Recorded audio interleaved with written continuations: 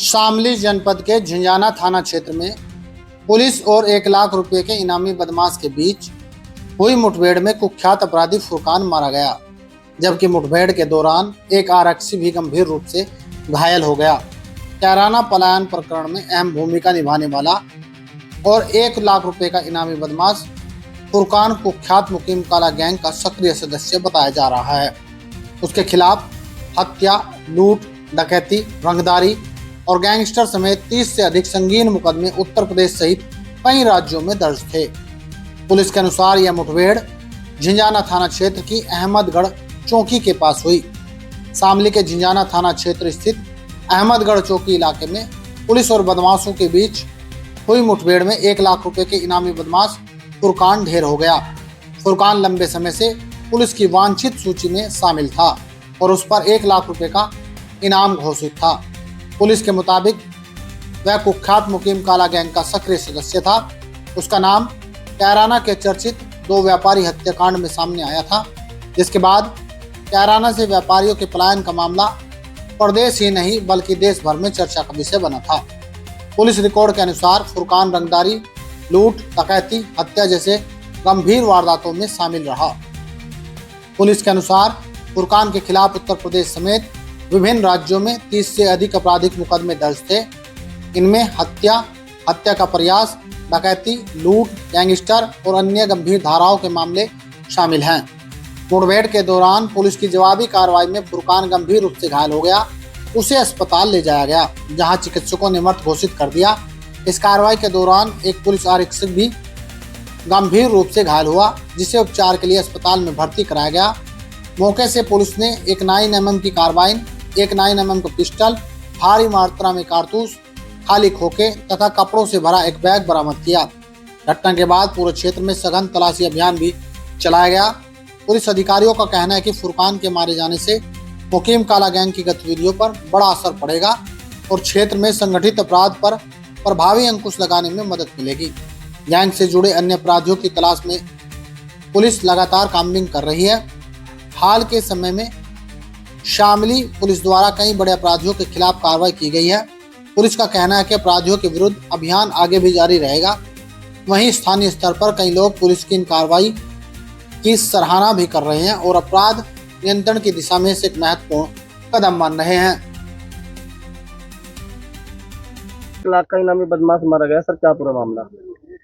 आज दिन में लगभग 12 बजे एक सूचना प्राप्त हुई थाना झिंझाना पे SHO वीरेंद्र कसाना जी को कि एक हमारे यहाँ का रिवार्डेड बदमाश है जिसका नाम फुरकान सना फैमू है। वो अपने साथी के साथ में रंगाना गांव के बगल में पोल्ट्री फार्म पे आया हुआ। कल उन्होंने सूचना दिया अपने स्वाट प्रभारी राहुल सिसोदिया को और हमारे SO बाबरी को। पूरी टीम ने घेराबंदी किया और वहाँ आने पर वो सब लोगों ने पुलिस को देखते ही इन लोगों ने पुलिस जानलेवा फायरिंग की, जिसमें हमारे 3 लोगों पे गोली लगी। इसमें गंभीर रूप से घायल हुआ हमारा आरक्षी हरविंदर है, मुख्य आरक्षी स्वाट का, और हमारे प्रभारी स्वाट राहुल सिसोदिया, SHO हमारे झिंझाना वीरेंद्र कसाना जी और हमारे SO बाबरी कुलदीप, इनके BP जैकेट में गोली लगी, बाल बच गए। इसमें पुलिस ने तत्काल आत्मरक्षा छुप करके फायरिंग किया, जिसमें एक बदमाश गंभीर रूप से घायल हुआ और एक बदमाश खेतों में भागने में सफल हुआ।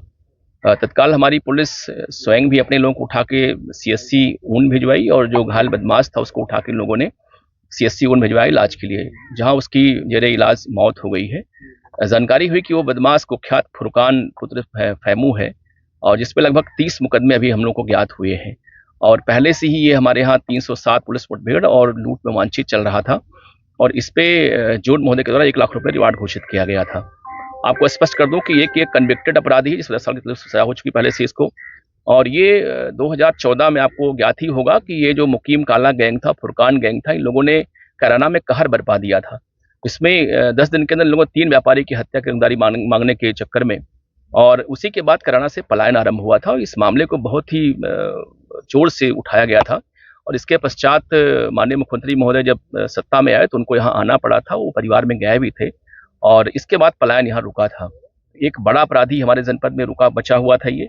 इसके पास से मौके पर एक कार्बाइन 9mm बरामद हुई है और एक पिस्टल 9mm की है। करीब 20-22 जिंदा कारतूस हैं, करीब 15 खोखा कारतूस इसके पास से हैं। एक बाइक बरामद हुई है और वो बाइक जो है जिसपे नंबर प्लेट नहीं है।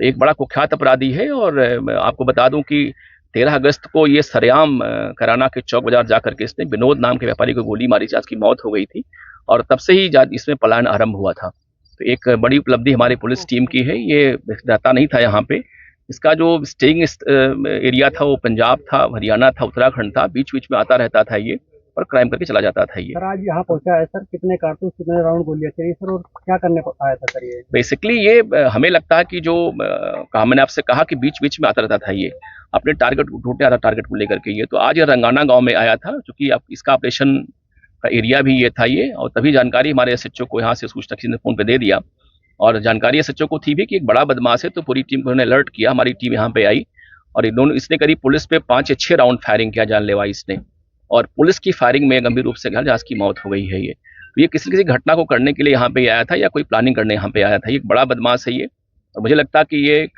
जो बड़ा रीजन था पलायन का जनपद शामली कराना से, इसका बड़ा हेतु यही था।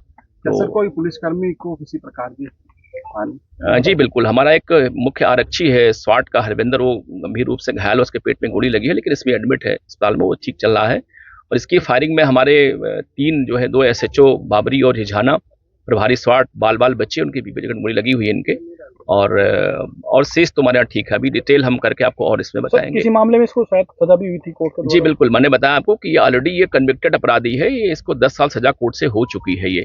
इसके बावजूद भी ये माननीय उच्च न्यायालय से ये जमानत में बाहर घूम रहा था, और ये मैंने कहा घूमने बल्कि वांछित था, और 1 लाख रुपए का रिवार्ड पहले से घोषित था इसके ऊपर। तो ये पूरा हरियाणा, पंजाब और उत्तराखंड में घूम के रहता था, केवल अपराध करने कराना के आसपास ही आता था ये, और रात में आया चला गया। इवन जिसके घर में घटनाएं हुई थी, जो लोग पलायन किए थे, उनके बच्चे भी इससे डरते थे। उन लोगों ने कई बार कहा कि साहब रात में हमको सपना आता कि वो बदमाश आएगा, हमारे फादर को, डैडी को मार देगा वो। तो इस तरह से इसका बड़ा आतंक था इस वेस्टर्न यूपी मुख्यतः कराना एरिया में, और हमें लगता कि इसके मृत्यु होने से अब काफी सकून लोग फेस करेंगे।